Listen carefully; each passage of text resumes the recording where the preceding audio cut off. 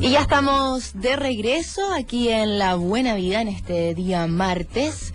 Martes también de vuelta de un fin de semana largo, que generalmente para muchos va de la mano con excesos, ¿o no, Aranzazú? Exactamente. Bueno, estoy acá por eso mismo, por esta misma razón, es un buen día para comenzar con nuestra entrevistada. Ella es Aranzazú Hugo, es médico cirujano, magíster en nutrición, y tiene este centro. Tú eres una de las fundadoras de este centro. Exactamente. Se llama Benefit, que me llama mucho la atención también porque se llama como una marca de cosméticos. Ahí te voy a preguntar el nombre, porque la razón. Pero esto es un centro de medicina, de nutrición y de salud que es muy como complementario. Sobre todo el momento que uno tiene que decidir cambiar el curso de su vida, de su alimentación, centrarse, decir como ya, voy a dejar de lado una vida como de excesos, de comer mal, de mucho carbohidrato, de muchas grasas y quiero empezar a comer mejor. Me llamó la atención, Aranzazú, que ustedes derivan, como me contabas antes, a psicólogos, ¿cierto? Como ayuda sobre todo para gente, me imagino que necesita bajar mucho de peso. Efectivamente. ¿Por qué crees tú que es tan importante? Mira, Bárbara, la situación es la siguiente. La nutrición no es un problema en sí mismo ni un problema aislado. Y eso es lo que vimos nosotros para pensar y fundar nuestro centro, que es Benefit Nutrición. En el fondo, la nutrición tiene todo un contexto detrás, un contexto psicológico. O sea, bien sabemos nosotras que cuando una mujer, por ejemplo, se estresa, come de manera compulsiva, o bien hay personas que restringen su alimentación de manera importante. Entonces, en este centro lo que quisimos hacer, las tres socias fundadoras, que somos las tres médicos, es integrar de una mejor forma la nutrición con la medicina.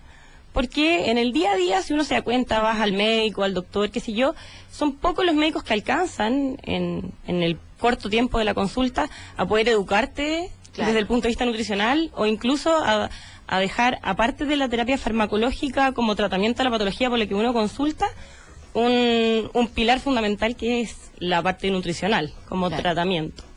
Y bueno, eso también me llamó la atención cuando entré como a la página web del centro. Claro, ustedes las tres fundadoras son médicos cirujanos.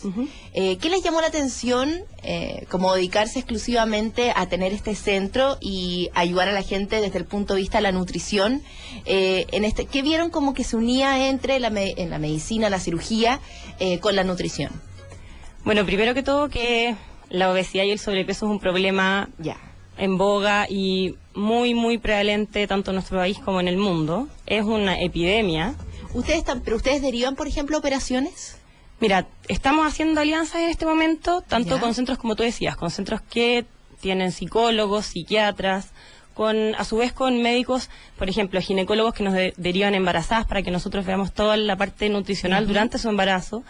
Y a la vez con cirujanos para hacer este tipo de alianza en caso de que el paciente tenga indicación de una cirugía bariátrica. Ah, claro. Ya, perfecto, porque claro, no es que ustedes, pero eso es lo que me llama la atención, porque ustedes podrían haberse dedicado claramente a trabajar en una clínica y ser médicos cirujanos y haber seguido como otro rumbo.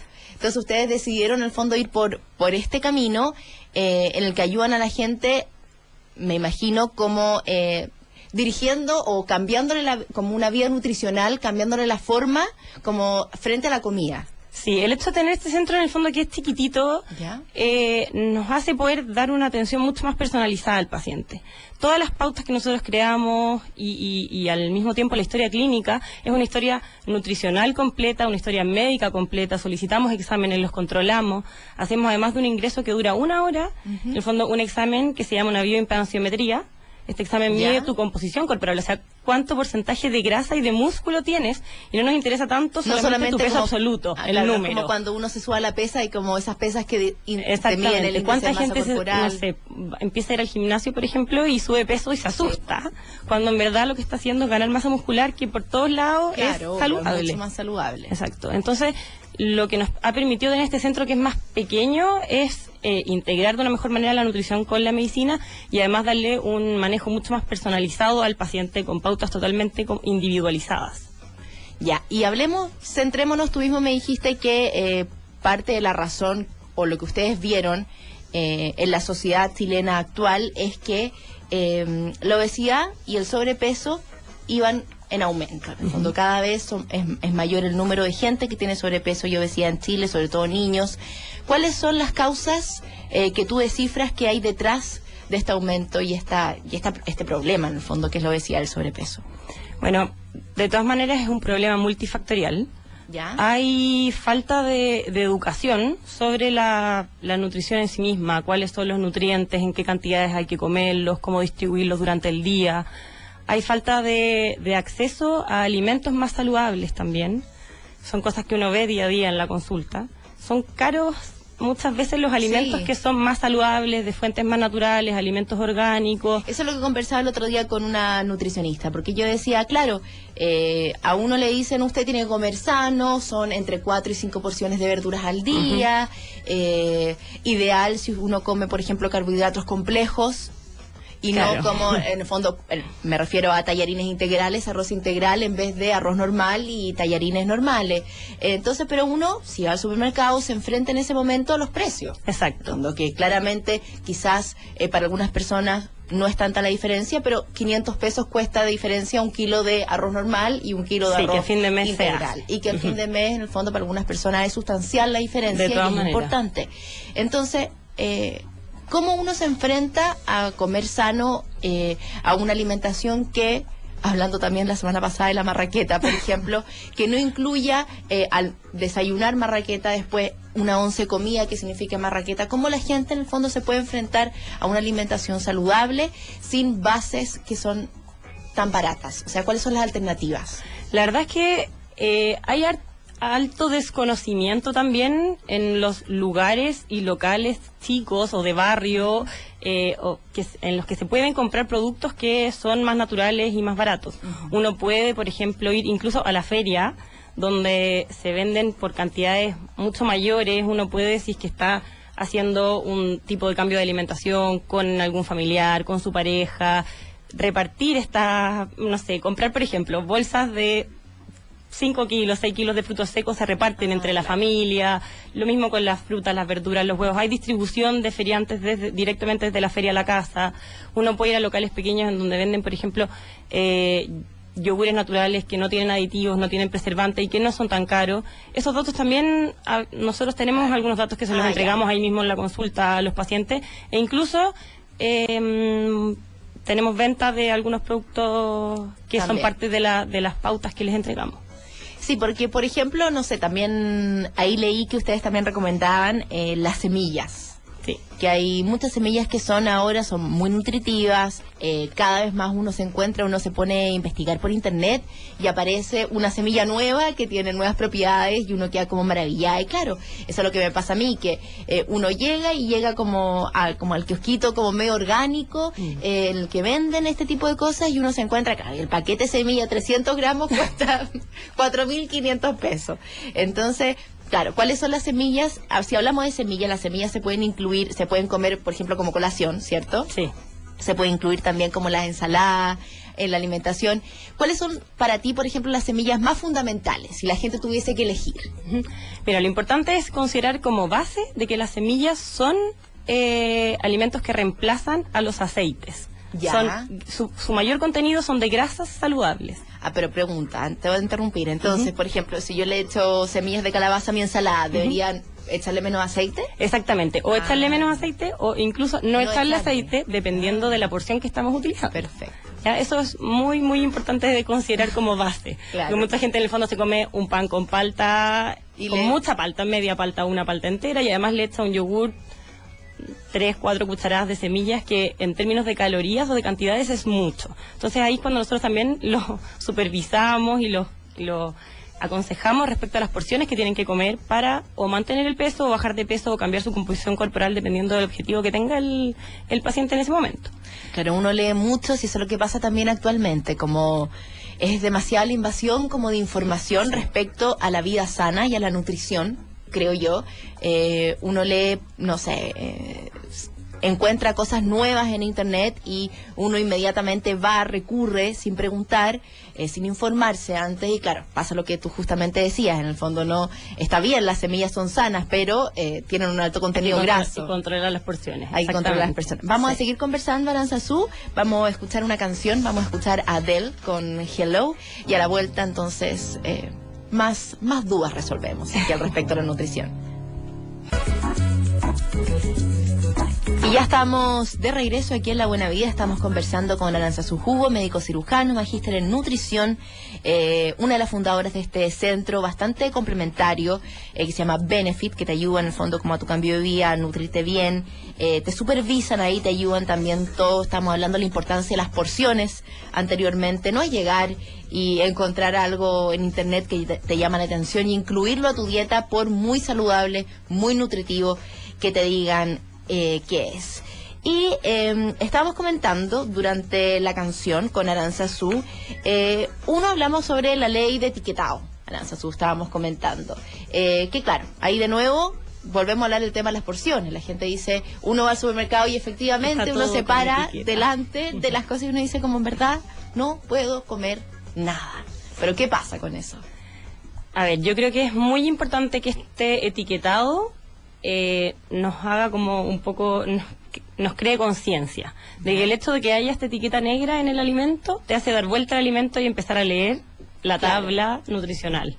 Ya todos deberíamos estar acostumbrados a leer bien y entender de qué se trata esta distribución de nutrientes, cuántas son las calorías por porción, cuántos carbohidratos, proteínas, grasas te entrega por porción. Cuesta mucho, porque hay falta también de educación y de información al respecto.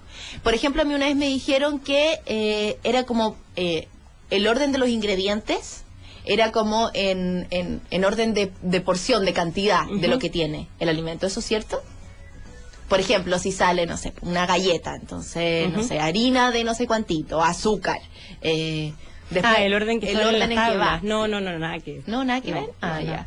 No están en orden. De hecho, todas las tablas tienen, si te fijas, más o menos el mismo orden en que describe los nutrientes.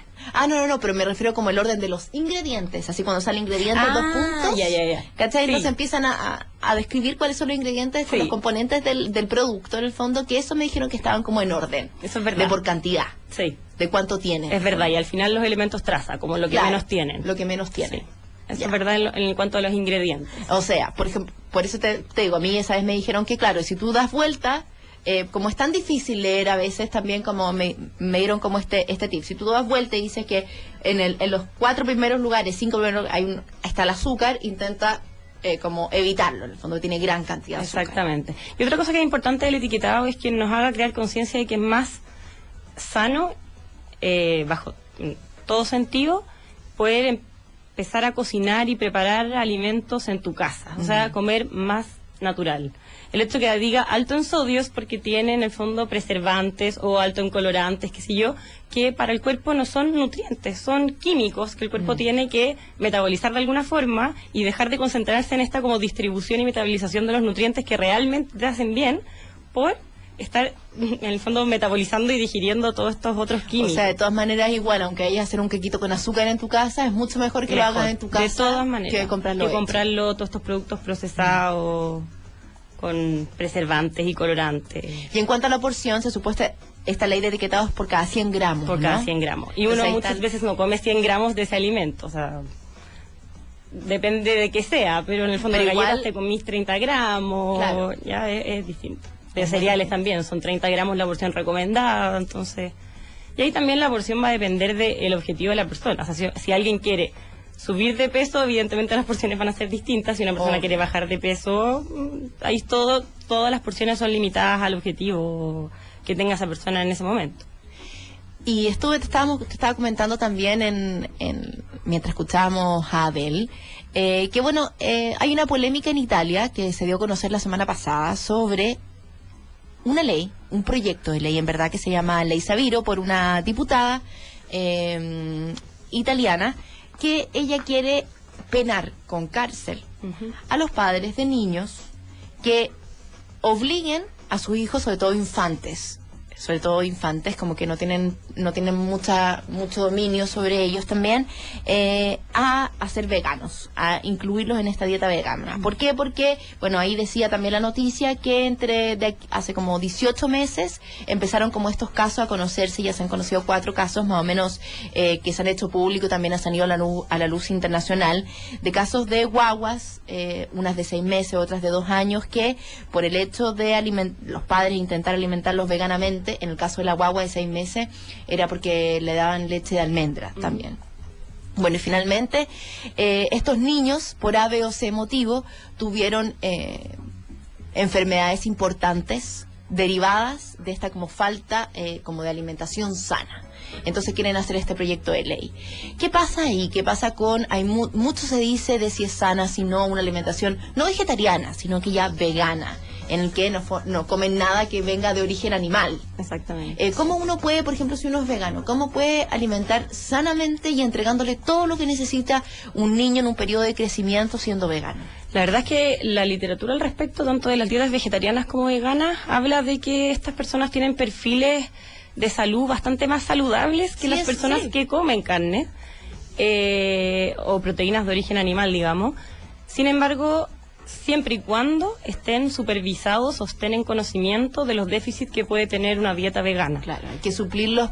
Exactamente. Tú cuando no comes proteínas de origen animal, por ejemplo, estás en un alto riesgo de tener déficit de vitamina B12, de hacer anemia por esta causa, de estar con mayor fatigabilidad. Los niños, por ejemplo, no tienen una buena fuente de calcio si uno no les da lácteo, ¿ya? Por lo tanto, hay que buscar mejores fuentes de calcio. Se tienen que hacer, por ejemplo, leches que son combinadas, leche que tenga leche de avena, leche de almendras, y se combinan. Ah, claro, no es solamente leche de almendras. No. ¿Por qué? Porque la leche de vaca en el fondo tiene como una proporción específica de distintas proteínas, calcio, magnesio, zinc, y una mezcla de distintos alimentos vegetales deben hacer que tengan todos estos nutrientes en similares concentraciones y que tengan además una igual biodisponibilidad. Es decir, que lleguen a tu sangre de la misma manera en que está llegando la leche de vaca. Entonces es difícil. Para ser vegano, tener una dieta estrictamente vegana, hay que ser ordenado, hay que estar informado, hay que estar asesorado, hay que estar haciéndose chequeos, en el fondo en cuanto a niveles de vitamina, hemograma, qué sé yo, para no caer en lo que dices tú, que son estos problemas de salud, que a la larga, en el fondo, pueden ser mucho más perjudiciales para niños que están en etapa de crecimiento. Oye, sí, pero me quedo dando vuelta a eso que dijiste, porque bueno, está tan de moda también dejar de darle leche de vaca a los niños, y en el fondo cuando uno deja de amamantar como mamá, como está toda esta tendencia como de la leche de almendra o las distintas leches, y claro, es primera vez que yo escucho, nunca había escuchado antes, a mí, mi pediatra igual tiene más años, entonces es muy viejo. Entonces cuando yo se lo planteé porque quería hacerlo, me dijo por ningún motivo, fue súper, ya, yo dije ya, le voy a hacer caso, y no lo hice, pero he bajado también la dosis como de leche de mi hijo, pero en general también tengo amigas que han decidido solamente darle leche de almendra a su hijo, pero claro, o sea, como la leche de almendras tampoco suple todo lo que necesita desde el punto de vista lácteo, ¿no? Exactamente, sí que ahora... En el fondo uno puede tener una dieta lo suficientemente equilibrada para suplir esos nutrientes, pero sí hay que tener ojo. Ser Mateo y tener ojo y buscar todos los nutrientes que necesitas tener en el resto de tu dieta que no sea lo lácteo. Hoy en día la literatura al respecto sobre los lácteos, como la leche de vaca, es controversial porque hay... Pero ¿cuán controversial es en verdad? O sea, hay que preocuparse como dejarla de consumir a cierta época. Dejarla de consumir de manera radical para todas las personas es negativo. Mi opinión, no debería ser una recomendación general. O sea, la mayor como acreción ósea que se llama, que es cuando se están formando los huesos, qué sé yo, es en la etapa de la adolescencia, y los niños necesitan, o sea, los jóvenes necesitan un aporte de calcio más o menos importante, y el calcio depende de la fuente de que venga. Se absorbe y se metaboliza de distinta manera. No tiene como una disponibilidad de llegar a la sangre siempre de la misma forma, dependiendo del origen del alimento del cual venga. Entonces, quizás en un adulto, en el fondo en edad media, ya no necesite tanto tomar el lácteo y se puede suplementar. Ahora, en un adulto mayor también la absorción de calcio de las dietas baja mucho. Entonces, tomar calcio como leche tampoco es tan eficiente y probablemente se tiene que suplementar igual. Ya, perfecto. Pero ahí también, bueno, entonces, ojo a las madres que nos escuchan, como esta tendencia solamente, está bien alimentar en el fondo con leche vegetal a los niños, pero siempre hay que supervisar, preguntar, no es llegar y, en el mundo de la nutrición, no es llegar y... Exactamente. De hecho, hay leches vegetales que fijarse bien que tengan, por ejemplo, leche de almendra que venga suplementada con calcio y vitamina D. Hoy día hay cereales también suplementados con calcio y vitamina D. Fijarse, leer el etiquetado, leer la cajita, darse el tiempo. Sí, eso es muy importante. Gracias, Aranza, súper haber estado conversando con nosotros, resolviendo estas dudas. Vamos a seguir aquí en La Buena Vida, vamos a ir con música. Vamos a escuchar a Lily Allen con LDN y después más La Buena Vida acá